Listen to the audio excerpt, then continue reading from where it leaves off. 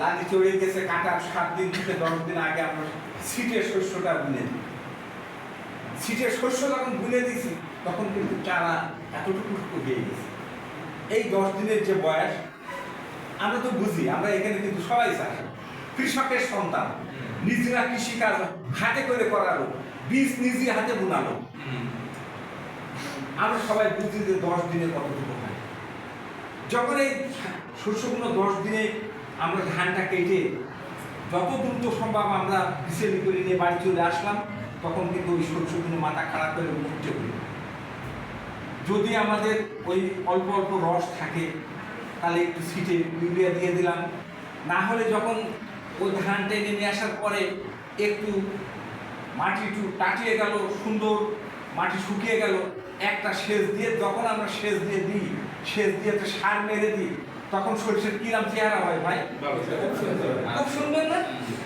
মানে এই সুন্দর শস্য যখন আমরা মাঝ বয়সে যাবে, তখন কিন্তু সমস্ত জমিতে শস্য ফুল এসে যাবে, তখন মনে হয় যে শস্যর জমির আলি দাঁড়িয়ে থাকে। একদিন না, একদিন পর পর তখন মনে হয় যে ক্ষেতটা একটু দেখে আসে। শুধু আমারটা না, এই যে আমার এখানে আমার এক চাচা আছে, আমরা কিন্তু সবাই সবাই এই ভাটপাড়ার মাঠ শস্য করেছে, আমরা রাজবাড়ির মাঠ শস্য করেছি, আর এখন সব জায়গায় বেশিরভাগ মানুষ। আর যখন এই শস্যগুলো তুলে নিয়ে আসা হয়, ওই যে ডাব ডাব শস্য পাকার আগে, ঝরার আগে, কারণ আমাদের তো পাতো দেওয়া হয়ে গেছে, এদিকে কিন্তু আমরা অন্য জমিতে পাতো দিয়ে ধানের চারা দিয়ে ফেলাইছি বেড করে করে। ধান তো রোপণের জন্য আমাদের মনটা ছটফট করছে, তখন আমরা তো ক্ষেতের আলি গেলে, জমির আলি গেলে আমরা বুঝতে পারি যে আমরা কখন এই শস্যগুলো আমাদের তোলা দরকার। ঠিক সেরকম সময় আমরা নিয়ে এসে জাতে দিয়ে যখন শস্য বেড়ে আমাদের পরিবারের যে তেলের দরকার সেটা হয়ে উদ্বৃত্ত হয়, ঠিক উদ্বৃত্ত হয়, আমরা খাই, সারা বছর খাই। এই চাষা রাখো, সারা বছর খাই, খাচ্ছি এবং বিক্রি করেছি।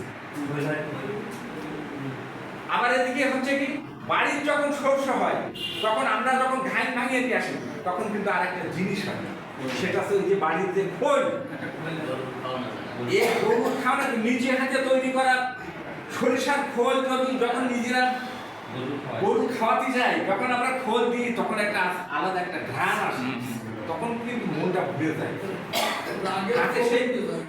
আর হাতে সেই গন্ধটা, খোলির গন্ধটা হয় না, আমরা বুঝি নি।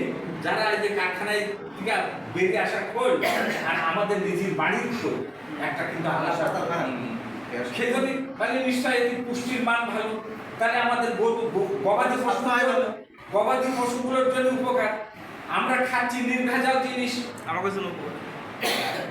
নিজেদের মতো করে খেতে পারি, গ্যাস হয় না।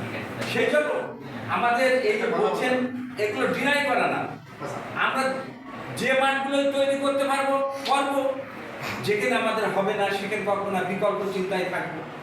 তার মানে আমরা ধানের জন্য প্রস্তুত হব, সব জায়গায় যে হবে তা তো হয় না, নিচু জমিগুলো হয় কি তলিয়ে যায়।